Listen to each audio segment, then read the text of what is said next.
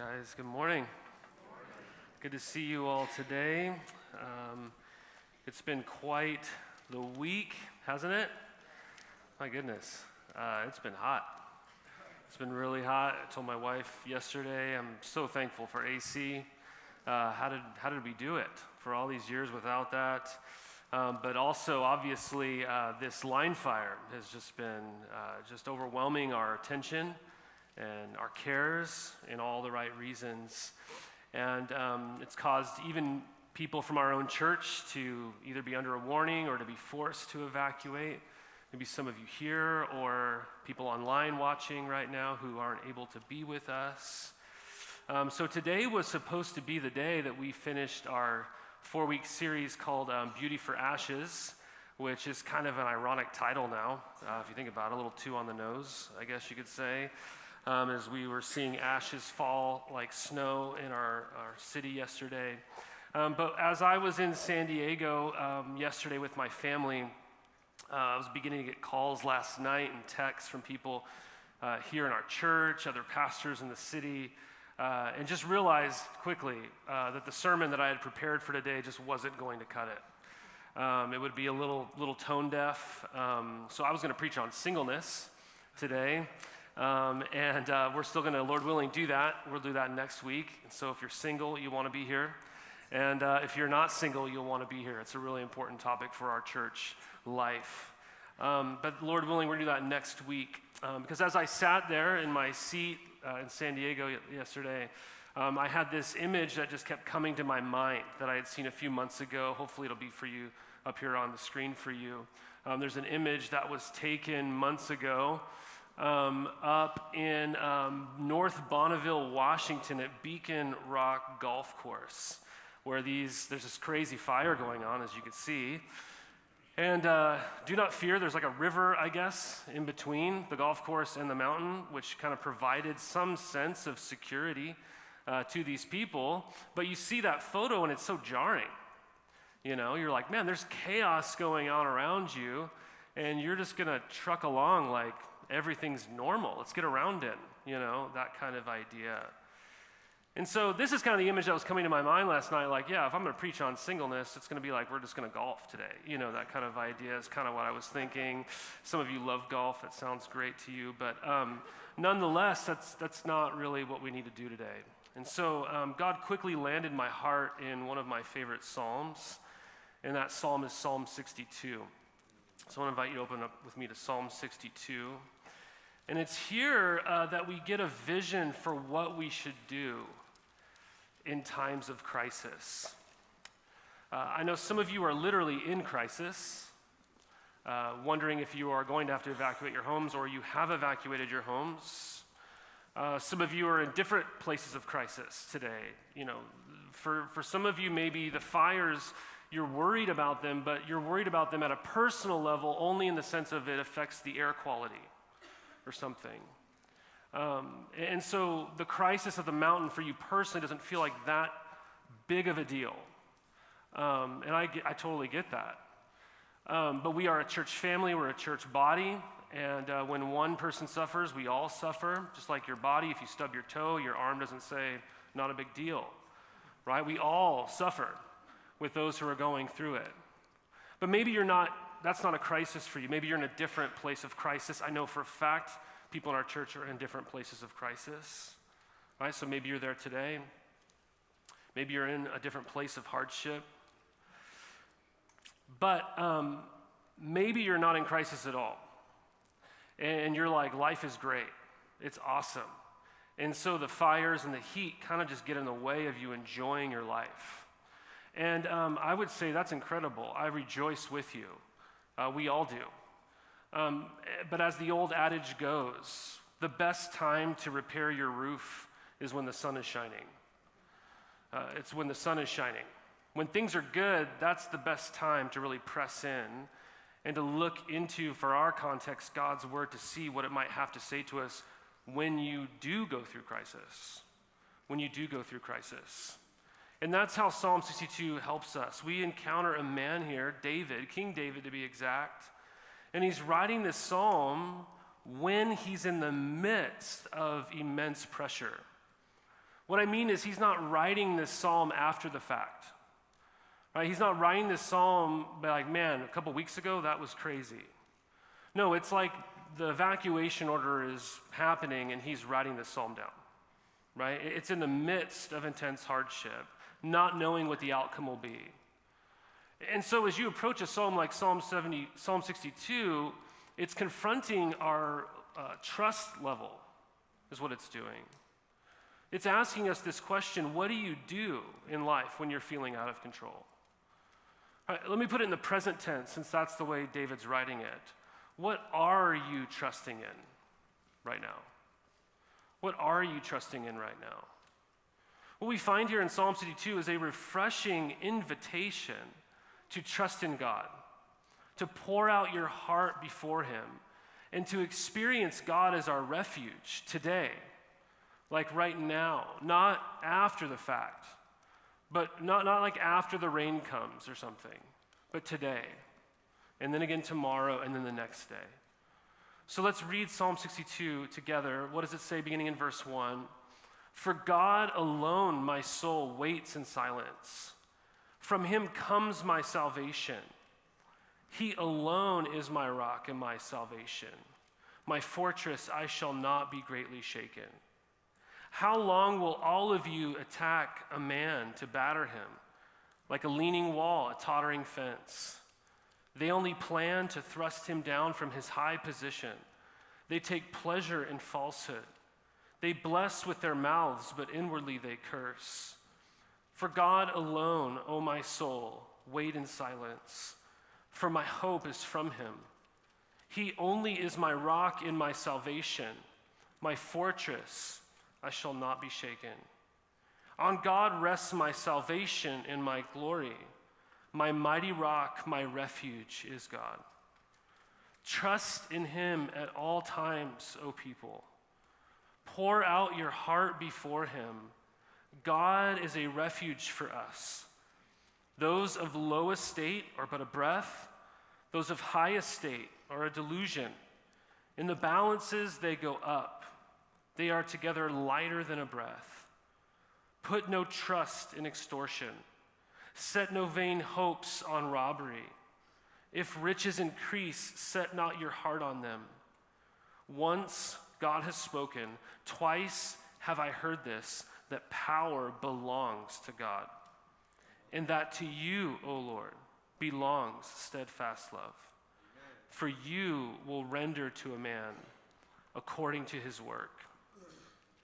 So if you're going along the bulletin, you're going to be really confused, because that's next week's sermon on there. And so I'm just going to give you my 3 headings from the beginning. It's very simple. What do you do in times of crisis? Or if you're not in the midst of crisis, how do you repair the roof when the sun is shining? Right? First thing we see is wait for the Lord. The second thing we're going to see is trust in the Lord. And the third thing is return to the Lord. So it's wait, trust, return. You hit crisis, wait, trust, return. Wait, trust, return. Wait, trust, return. That's the psalmist teaching for us. Number 1, wait for the Lord. Verses 1 through 4, we read here beginning in verse 1 again that David says what? For God alone. If you have a pencil or pen, I might underline the word alone in my Bible. For God alone my soul waits in silence. He alone is my rock. Like this phrase of waiting in silence, what it's doing, it's communicating a situation that you're in where there seems to be no response. Right? There's no reply. No words are coming back on the other end of the line. Right? The waiting in silence communicates that David is ready, David's available to answer whenever God gives his response. He's waiting in silence. What's he waiting for? Well, he's waiting to be saved, right? From him comes my salvation. There's a situation that he's in that he feels hopeless, that he feels helpless to get through on his own, and his circumstances just aren't changing. All right, so why would he wait for God alone to save him? Why would he wait in silence? Why wouldn't he go to something, or why wouldn't he go to someone else to save him? Well, he tells you why in verse 2. God alone is my rock. I don't have another rock but my God. So why would I go somewhere else but my God for what I'm waiting for? God alone is my rock. He's the ground beneath my feet. He's that sure and steady foundation, right? He's my fortress, he says, which a fortress is like a high tower that you could climb up into, and it would be so high up that your enemies would not be able to reach you. Right? It's almost like you want to picture a tsunami or something that hits. And what do you do when a tsunami hits? You go for high ground. Right? You go to the highest ground you can, and imagine you actually get to that high ground and you're watching the water like rush by you and destroy your life around you, but you're safe, right? You're in your fortress as the destruction's happening around you. He says God is like that fortress. He's like that high tower that I climb up into his arms as the world around me feels chaotic, right? This is who God is to David. Is this who you know God to be in your life? Is this who you know God to be in your life? This is why he says, I will not be greatly shaken. I will not be greatly shaken. I'm waiting because I'm secure. I'm secure because I'm with God. Well, what's the hardship that he's going through? Well, we actually don't know the specifics. We do know that he's not out of the woods yet. Right? Again, this is not like past tense sort of writing. We see in verse 3 that he's being attacked. His life is in jeopardy. If you see that there, he's feeling weak. He's not feeling strong. And then in verse 4, we see that in David's situation, there are people who are seeking him out in his weakness, and they're wanting to take him out. They're wanting to bring him low off of his high position. Right, and so these people, they don't desire truth, David says here in verse 4. They instead use words to flatter other people in order to get their aim in life, but really they're flattering you, but inwardly they're cursing you. That's what's happening for David. So he's on the brink of being overcome by his enemies, like real other nation type enemies, war kind of stuff, most likely. But look at the vivid way he describes how he's feeling. What does he say? I am like a leaning wall, a tottering fence. Right? This is painting a picture of a structure that is so weak that whatever the opposition is, whatever the storm that hits, all you'd have to do is just walk over and touch it, and it would just fall over. Right? It's on its last leg. Right? So some hardship might come, and then it causes the fence to finally fall over. Just that one final push, and it's all going to come crumbling down. He goes, I'm in that kind of weak place. I'm a leaning wall, a tottering fence. Do you ever feel like you've been there? Or feel like you've been in a spot like that? You're like, man, just one little push, I might lose it, right? All it takes is one little push, and my world is just going to collapse, right? One more thing. I can't take one more thing. That's why sometimes we snap at people, right? Maybe it's just me. I don't know. Right? When they aren't really doing anything wrong, we can snap at them. Right? We get into these leaning wall and tottery fence places where the smallest thing just like knocks us over. Right? And what's happening in that situation is we're not waiting for God. We're tired of waiting, so we attack. Right? We go on the offense. I'm gonna fix this thing myself, is what we begin to believe. I mean, maybe for you, the fire is that final push. I don't know where you're at today. But the psalmist says, wait for the Lord. Wait for the Lord. Wait for him. I mean, just like when I was in middle school or high school, I grew up in the era with no cell phone, right? Which I know it's hard to remember those days at times.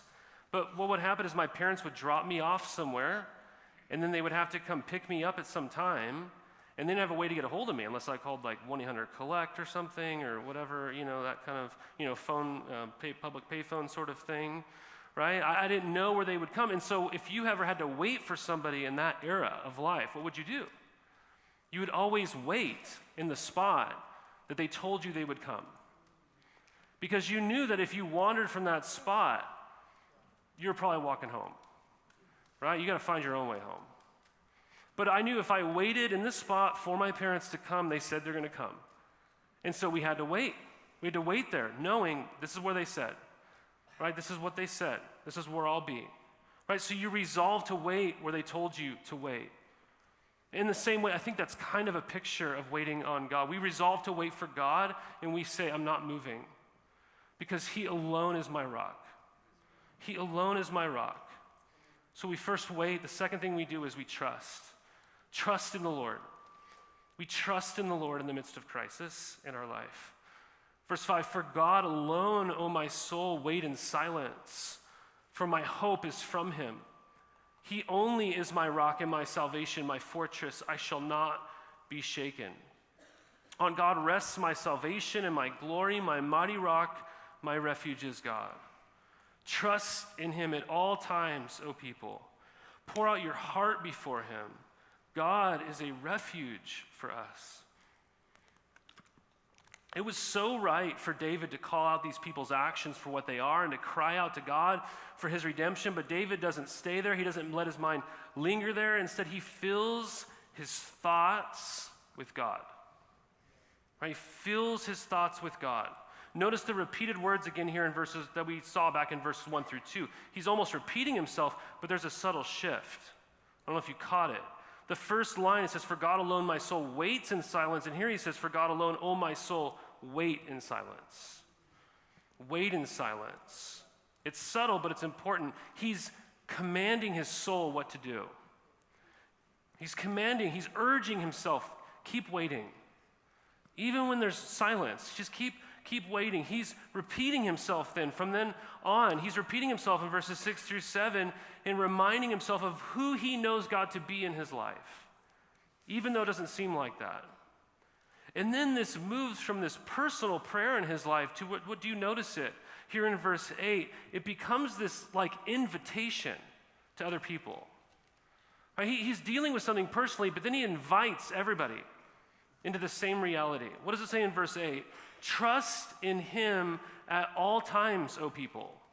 Pour out your heart before him. God is a refuge for us. See, this is not just a personal struggle for David anymore. This is something David wants to share. He wants to invite all people into. He looks outwardly and he invites others into this refuge that he has found. You guys come and find refuge here. Right, here's the amazing thing about this line, and that is this. What God has been to David, God can be for you. That's what he's saying. What God has been for me, God can be for you. Right?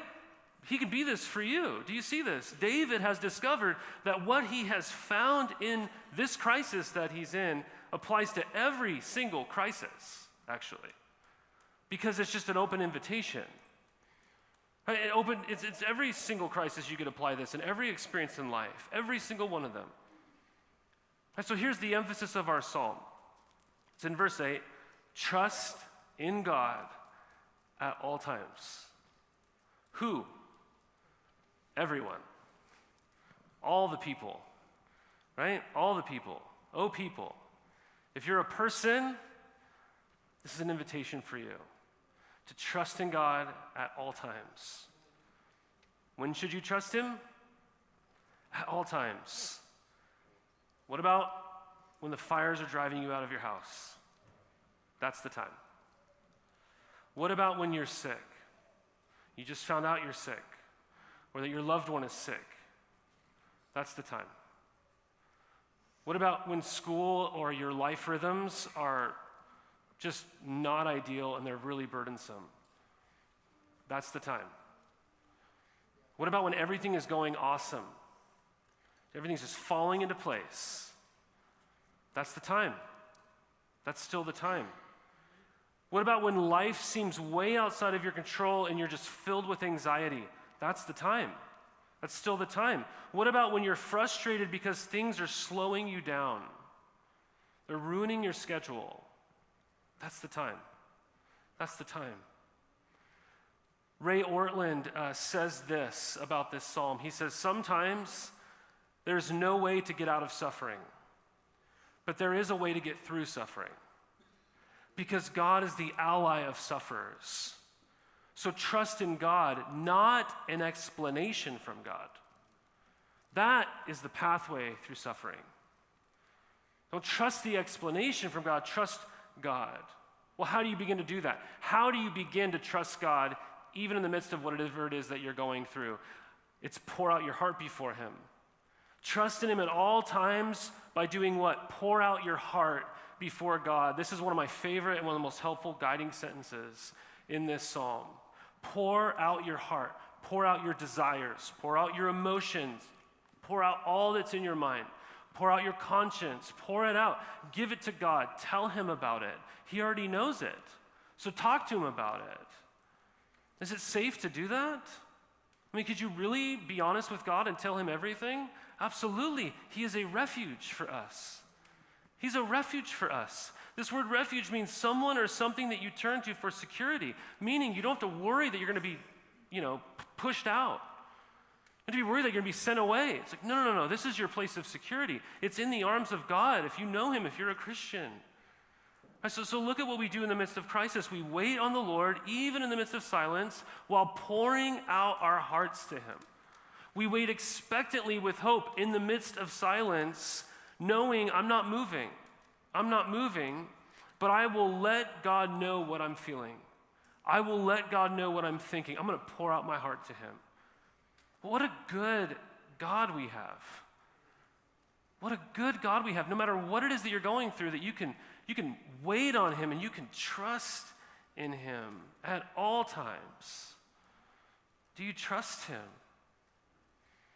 These are the times, I think, when you're in the midst of crisis, no matter what that crisis is again, that we discover the answer to that. I mean, C.S. Lewis wrote in his book, A Grief Observed, he says, you never know how much you really believe anything until it becomes a matter of life and death. It's easy to say you believe a rope will be strong as long as you're merely using it to decorate a box. But suppose you had to hang by that rope over a cliff. Wouldn't you then first discover how much you really trusted it? Right, if I just put it around a box, I'm like, yeah, this rope's strong, he says.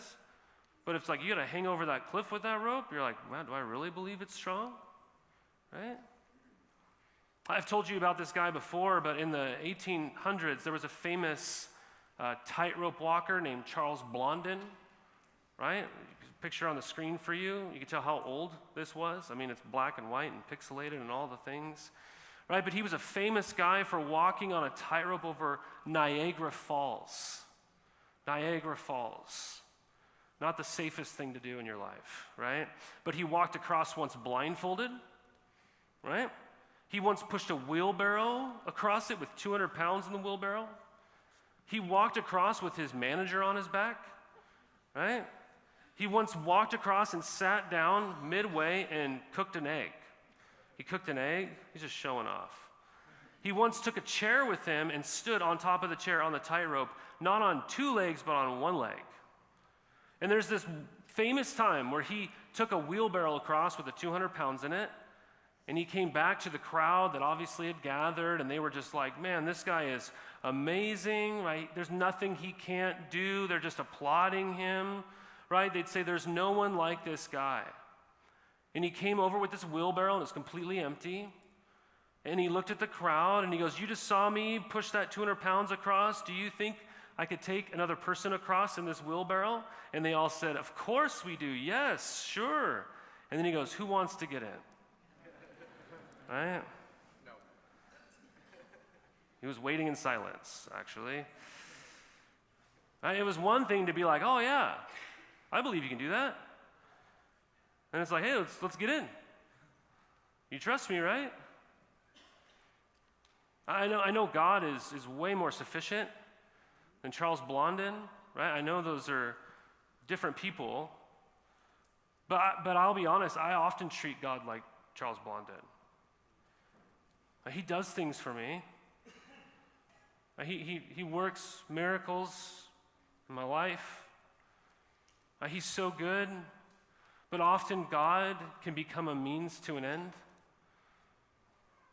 And I think it's in the midst of times of crisis and hardship that that really that stuff is kind of pruned out of our life, that way of thinking, and we see that God has to be the end, not just a means to an end if he is really God. When we learn, do we trust him? We could say, I trust him, but do I trust him in this? Do I trust him in this thing? Right here. Wait, trust, return. Verse 9, those of low estate are but a breath, those of high estate are a delusion, and the balances they go up, they're together lighter than a breath. Put no trust in extortion. Set no vain hopes on robbery. If riches increase, set not your heart on them. Once God has spoken, twice have I heard this, that power belongs to God, and that to you, O Lord, belongs steadfast love, for you will render to a man according to his word. So notice here, verse 9, those who are seemingly nothing, they're weak, they don't have a lot of wealth, they have low estate in society. What does it say? They're a breath. Same word we use to translate the word vanity in Ecclesiastes. But what does it say about the opposite? Those of high estate, those that are great people, those who are strong people, those who are the wealthy people and influential people. What does it say? Their lives are a delusion. A delusion. A delusion is something you think is so real, it feels so real, and something happens and you go, oh no, it was a facade. That wasn't real.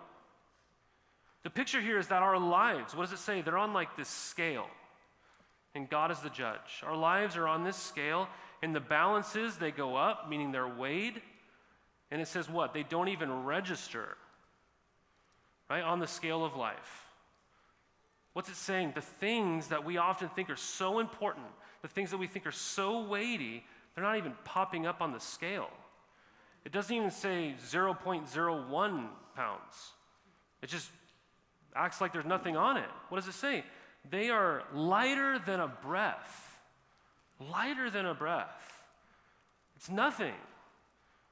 I mean, unless you're like an X-Men or Marvel superhero, I don't know anybody who can blow on a scale and get anything to register on the scale. Right? That's nothing. No matter if you got nothing or no matter you have everything, when our lives are weighed, just in the course of our human achievement and the success we have in this world, it doesn't even amount to anything. That's the image. And not only is that the image of the psalm, that's the issue. That's the issue. We are a breath, and we think we're so weighty. But in the end, when it's weighed, it doesn't even register, whether you have the lowly position or the high position. And this is so relevant in times of crisis, because in times of crisis, what we think is weighty is what is under attack. And that's why we're in crisis. But look at the psalmist. Where does he get his weight? It's hard to see in English. But if you look back at verse 7, he tells you his weight is from God. This is actually not to be missed. Because what does he say? On God rests my salvation and my glory. That word glory is the word doxa, which literally means weight. On God rests my weight. He rests my glory. Right? This is what gives you your weight, gives you your sense of importance in life. This is talking about being in a state of high honor. It's actually being with God. So where does David get his weight? Where does he get his glory? He gets it from God. So he's teaching us something here, that we are designed by God to receive our weight from God, not through position, not through wealth, not through things in this life that you can accumulate. As it says here, what? Put no trust in extortion. Extortion is trying to get something by threatening somebody. Right? Set no vain hopes on robbery. If riches increase, in other words, if life gets better, don't set your heart on that thing. Don't set your heart on life getting better. God is painting a picture of how, as people in the world, we are tempted to think that we are so powerful, that we are so great. But he says that's a delusion. I mean, aren't times of crisis a wake-up call to our delusions of how in control we are, of who has the real power, who has the real weight? Because what does it say in verse 7? Who has real power? Well, God does. Look at this language. Power belongs to God. He's the rightful owner and possessor of power. It belongs to him. And that is either comforting or frightening, right? It's comforting to those who know verse 12's first line, something else belongs to God too, something else that he is the rightful owner of. And what is that? It's a parallel statement.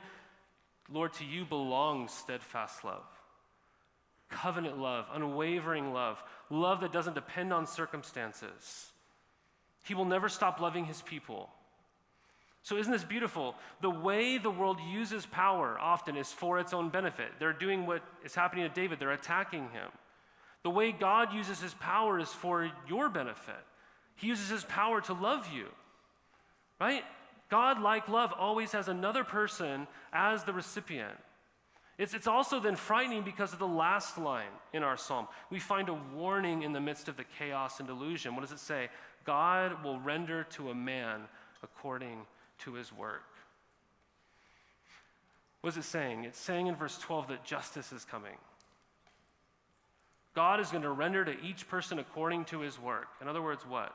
We are accountable for everything we've done. And this is a really sharp ending. I mean, why not just end with the thought that God owns steadfast love? That sounds better to me, right? I mean, that would be a better place to land in a poem. Why ruin it with how we'll have to give this account to God for how we've lived our life? Well, because hardship, you guys, believe it or not, hardship is an invitation. It's an invitation to those especially who've been wandering from God. It's an invitation to return to God. I mean, you might have had a hard year. You might have had a hard week. But God is wanting to do a work, not just in the world, but in you. He's wanting to do a work in you.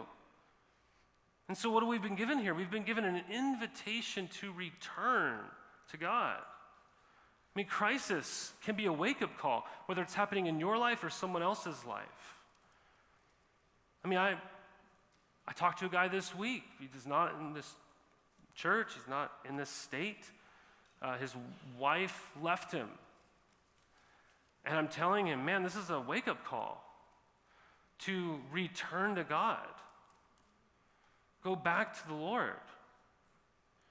I mean, this has happened so many times over the years. I see another pastor fall into moral failure or sin. And every time it terrifies me, not because I'm like, I don't know how somebody can do that sort of thing. But in that moment, I go, this is a time for me to examine my heart, to return to the Lord. As another church is going through crisis, let's all examine our hearts. Let's return to the Lord ourselves. Right? When someone else loses their possessions, right? Whether it's by fire or something else, yes, be so grateful that you have yours. Let your heart be filled with gratitude to the God who gave you everything you have. But also, let that crisis put your own possessions into perspective and what they are and how much weight they have in your life. We could go on, but crisis and suffering is interesting because it never leaves you the same person. You're never the same once you go through crisis. You either move towards God, you either return to God, no matter how dramatic that is, or you just wander away from him all the more. Right? You don't ride the fence in crisis. You don't just wait for the storm to pass and then move on. No, we're confronted with our delusions. We're confronted with how we've set our hopes on riches or worldly comforts, where we foolishly believe that we have all this power, but oh my gosh, you guys, let's return to the Lord. Let's run to him as our refuge. Let's confess our sin. Let's get on our faces. Let's go home. Not to our physical homes. Let's go home to our gracious God. Let's go to our Savior Jesus. Let's run to him. Let's return to the one who waited in silence while he prayed in that Garden of Gethsemane, asking that the suffering that he knew was going to come could just pass him by, and he faced it head on. Let's return to the one who poured out his heart to his Father, who had forsaken him while he hung out on the cross, knowing there that he was dying for our sins, for all our delusions, for our vain hopes, for all the times that we took refuge in other things, only to find out that those refuges we built were like forts in the midst of a hurricane. Let's return to the one who power belonged to him. And how did he use it? He used it to benefit you. He took his power and assumed a position of weakness. He was in the highest position, and he took the lowest position, the leaning wall and tottering fence position.